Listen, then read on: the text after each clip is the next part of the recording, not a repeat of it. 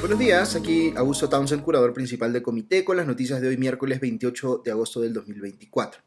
El podcast de hoy llega con el auspicio de la Fundación Crossland, cuyo compromiso con el desarrollo del Perú se da a través de la educación, brindando oportunidades educativas para la construcción de una sociedad más informada y más próspera.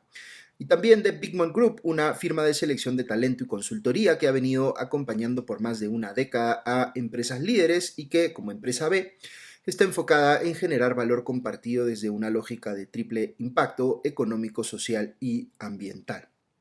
Muy bien, vamos con los titulares de hoy miércoles 28 de agosto en menos de un minuto. Primero, el directorio de la empresa estatal Petroperú emplazó al gobierno a tomar una decisión sobre su futuro porque no tiene cómo solventar la continuidad de sus operaciones. Segundo, el Poder Judicial rechazó el pedido de los hermanos Cerrón para que se archive la investigación en su contra por organización criminal vinculada al caso de los dinámicos del centro. Tercero, el premier Gustavo Adriancén defendió al ministro del Interior Juan José Santibáñez frente al escándalo de los audios de la DIVIAC y dijo que se mantendrá en su cargo. Cuarto, el Ministerio Público destituyó a una fiscal trujillana que, por irse a celebrar con su suegro, permitió que un grupo de delincuentes que cometió robo a mano armada saliera libre. Y quinto, la OMPE y el Jurado Nacional de Elecciones han presentado un proyecto de ley para que se vuelva a permitir el financiamiento de la política de personas jurídicas con y sin fines de lucro. Ahora sí, vamos con el análisis de cada una de estas noticias. Vamos con la primera. El directorio de Petroperú emitió un comunicado emplazando al gobierno de Dina Boluarte a tomar una decisión sobre la petrolera estatal, sosteniendo que en las condiciones actuales su gestión se hace insostenible. Que el directorio de Petroperú tenga que hacer un pronunciamiento público de esta naturaleza es verdaderamente inusual, dado que, recordemos, la Junta General de Accionistas que nombró a cada uno de los miembros de ese directorio está formada por el Ministerio de Energía y Minas y el Ministerio de Economía y Finanzas. Este incidente, digamos, o este comunicado indicaría entonces que no existen canales internos de comunicación eficientes entre el presidente del directorio Oliver Stark y los titulares de esos ministerios, o más bien podría evidenciar que esos canales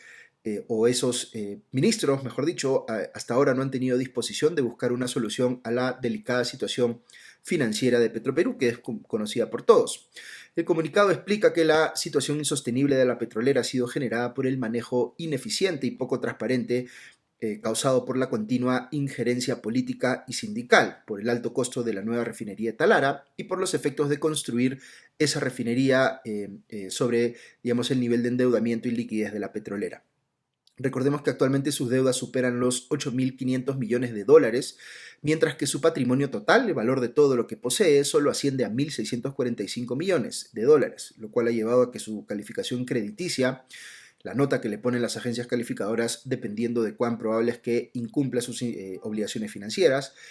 pues se ha hundido en los últimos 3 años. En este escenario, el directorio considera que el gobierno, que es el accionista del 100% de la petrolera, tiene 3 caminos posibles. El primero es continuar inyectando capital a la empresa, como ha estado haciendo en los últimos años, sin siquiera mejorar su eficiencia. La segunda es aceptar la quiebra o liquidación de Petroperú y afrontar las obligaciones legales y financieras. Y el tercer camino, que es el que busca implementar el directorio, es que se tome la decisión de llevar a cabo una reestructuración profunda de la empresa que la lleve a ser más eficiente y le permita atraer capital privado, lo cual requeriría que que los cambios que se den estén respaldados en leyes para evitar que futuros gobiernos puedan retroceder en esas medidas y volver a gestionar a Petroperú con intereses políticos. Segunda noticia, el juez Jorge Chávez Tamariz rechazó el pedido del prófugo líder de Perú Libre, Vladimir Cerrón, y de su hermano, el congresista Valdemar Cerrón, para que se archive la investigación por el presunto delito de organización criminal que se sigue contra ellos como parte del caso conocido como los dinámicos del centro. Vladimir y Valdemar Cerrón intentaron, sin éxito, que se aplique la ley 32.108, cuyo autor principal fue justamente Valdemar Cerrón, y que fue, aprobada por el Congreso el 8 de agosto, luego de que el Ejecutivo desoyera las voces de expertos que le exigían que se observe esta ley para evitar el mayor debilitamiento de la lucha contra las organizaciones criminales. Recordemos que esta ley limita la categorización como organización criminal a grupos que tengan estructuras complejas y desarrolladas, que sean integrados por 3 o más personas y que cometan delitos con penas superiores a los 6 años de cárcel. Vladimir Cerrón, sindicado como líder de los dinámicos del centro, fue incluido en la investigación fiscal en julio del 2021 por los presuntos delitos de organización criminal y tráfico de influencias. Su hermano fue incluido en la investigación por presuntamente ser miembro de la misma red criminal que habría operado en el gobierno regional de Junín, según la tesis de la Fiscalía. En una audiencia ayer, el juez Chávez Tamaris resolvió que ambos seguirán siendo investigados por organización criminal, pese a que su abogado argumentó que los hechos que sirvieron al Ministerio Público para iniciar la investigación hoy ya no constituyen delito a la luz de esa nueva ley, nuevamente aprobada por Valdemar o impulsada por Valdemar Cerrón. El magistrado no declaró la ley inconstitucional, pero sí señaló que esta debe interpretarse a la luz de la Constitución y de la Convención de Palermo de las Naciones Unidas contra la Delincuencia Organizada. De modo que, se considere que si un grupo comete delitos es una organización criminal o no, no solo dependa eso, digamos, de los años de pena de un delito, sino de la gravedad de esos delitos que se le atribuyen a dicha organización. Aunque en este caso el juez no ha permitido que los Cerrón se valgan de su presencia en el Parlamento para evadir la justicia, la ley 32.108 debería ser derogada debido a que en su poco tiempo de vigencia ya ha permitido, por ejemplo, que presuntos miembros de una red dedicada al tráfico de migrantes sean liberados. Entiendo que la congresista Ruth Luque ya ha pedido o ha presentado una iniciativa legislativa para derogar esa modificación. Tercera noticia. El presidente del Consejo de Ministros, Gustavo Adriancén, respaldó al titular del Ministerio del Interior, Juan José Santibáñez, luego de que el fin de semana se publicaran unos audios en los que se escucha al ministro decir, aunque él niega que sea su voz, que la presidenta Boluarte le pidió desactivar la División de Investigación de Delitos de Alta Complejidad de la Policía, más conocida como la DIVIAC. Los audios son parte de una conversación entre Santibáñez y el capitán de la Policía Junior Izquierdo, más conocido como Culebra, quien los habría entregado a la Fiscalía. Preguntado por la prensa al respecto, el premier Adriancén ratificó que Santibáñez cuenta con su respaldo y con el del gobierno. De lo que corresponde al Poder Ejecutivo, él va a seguir en funciones, fue lo que indicó. Adriancén insistió en lo señalado ya por el abogado de Santibáñez, indicó que los audios deben ser investigados por la Fiscalía. El ministro del Interior, con relación a los audios, ha declarado ya el proceso se encuentra en el Ministerio Público y esa es la instancia que en la que se tienen que ventilar, fue lo que remarcó el premier. Por su parte, en conversación con la prensa, el ministro del Interior se reafirmó en que no se trata de su voz y que, en sus palabras, ha sido un audio absolutamente trucado. Santibáñez aclaró también que ya se había comunicado previamente con el presidente del Consejo de Ministros para explicarle lo que denominó, entre comillas, los pormenores del tema durante una reunión. Cuarta noticia. Una que me ha dejado perplejo, debo decir, es este caso de una fiscal provincial adjunta en Trujillo, de nombre Ana María Altamirano Malabrigo,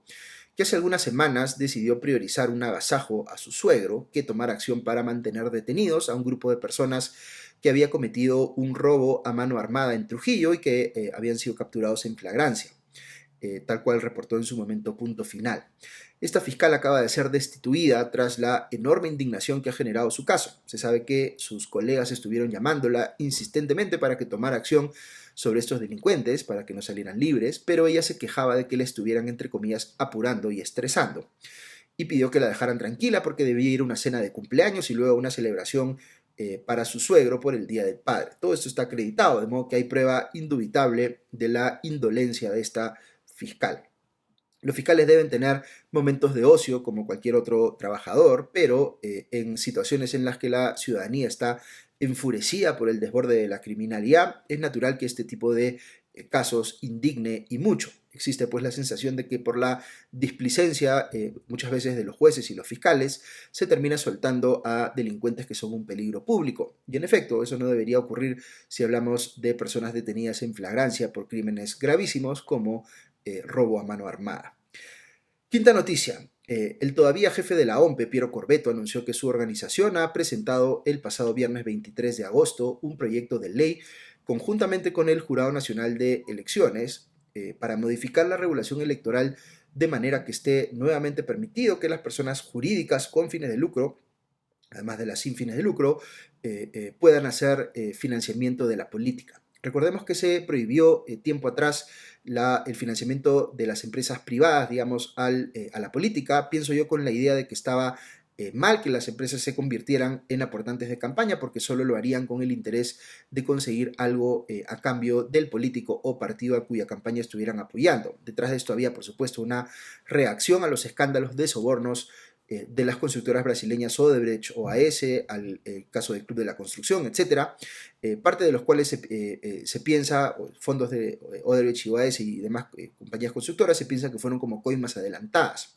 Pero hay también aquí, yo diría, un sesgo antiempresarial en general que quería alejar a la empresa privada de la política por razones más ideológicas, vale decir, porque esta tendería a apoyar a candidatos de ciertos perfiles y no de otros. Ahora, esta decisión de prohibir el financiamiento empresarial de la política fue, y voy a opinar aquí a título personal, equivocada, en mi opinión. Creo que se puede argumentar en contra por razones de principio, porque las personas jurídicas, no solo las empresariales, sino todas, son actores con libertad de expresión que interactúan con la política, asumen posiciones y pueden querer apoyar determinadas propuestas de política pública. Esto es parte de la competencia política normal y deseable en un país. Lo que no es deseable es que ese dinero fluya de manera oculta a la política, que no hayan regulaciones estrictas de rendición de cuentas, etc. Dicho de otro modo, el objetivo debería ser regular y supervisar bien ese tipo de financiamiento, más no prohibirlo de plano, que es la salida facilista, pero a la larga yo diría perniciosa. Porque lo segundo que hay que tener en cuenta aquí, y lo menciona justamente Corvetto al sustentar su iniciativa, es que lo que ha ocurrido en la práctica en el Perú es que se ha secado el financiamiento político de la empresa privada formal,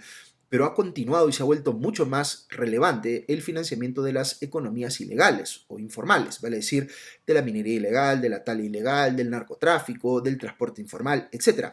Este fenómeno en el que las economías ilegales están teniendo cada vez más influencia en la política, recordemos que el actual presidente del Congreso es una persona vinculada con la minería ilegal, es de las cosas más peligrosas, diría yo, que están pasando con la política peruana y con el país en general. Como parte del menú de opciones para enfrentar esta realidad, se necesita darle capacidades, dientes como se dice en la jerga regulatoria, a las autoridades electorales para que sancionen a los partidos con firmeza, digamos, que reciben de forma oculta financiamiento empresarial, particularmente si viene de negocios ilegales. Pero al mismo tiempo hay que habilitar financiamiento privado, transparente, digamos, de entidades formales precisamente para que haya otras opciones que no sea digamos, que no sea recurrir a las economías ilegales para financiar la política. Por todo esto, en mi opinión personal, el Perú debe volver a permitir el financiamiento empresarial y de personas jurídicas en general de la política, salvo mejor parecer de cualquiera de ustedes, porque como les digo, este es un tema debatible. Así que si tienen argumentos coincidentes o discrepantes con los míos, háganmelo saber y discutimos constructivamente al respecto. Ahora, un tema adicional que yo mencionaría es, claro, hay que financiar la política, pero no hace mucho sentido financiar a más de 50 partidos, que podría ser el número que terminemos viendo en las elecciones del 26. Es decir, si fuera a regularse mejor el tema del financiamiento de la política, también debería regularse mejor el tema de la permanencia de los partidos políticos con inscripciones, de manera que si es que no tienen o no muestran evidencia de tener suficiente representatividad, esos partidos muy pequeñitos y poco representativos deberían salir del sistema y por tanto el financiamiento estar dirigido a aquellos que sí tienen representatividad real. Pero en fin, ahí hay una discusión larga que podemos tener porque es un tema importante. La política en el Perú no se va a mejorar si no se mejora, entre todas las cosas que hay que abordar, el tema del financiamiento también. Muy bien, esas son las noticias de hoy. Recuerden que Comité es un esfuerzo que busca explicar a diario las noticias más importantes de manera rigurosa, sin sensacionalismo y sin dueños de la verdad, para que tengamos una ciudadanía mejor informada. Si nos escuchas desde las cuentas de Comité en las redes sociales, dale seguir a nuestra cuenta, clique a me gusta y comparte nuestros contenidos para que podamos llegar a más personas. Muchas gracias nuevamente a nuestros auspiciadores, la Fundación Crossland y a Big Mount Group, y a nuestros suscriptores que nos permiten seguir haciendo lo que nos gusta e ir amplificando nuestro impacto. Que estén bien y ya nos escuchamos pronto. Adiós.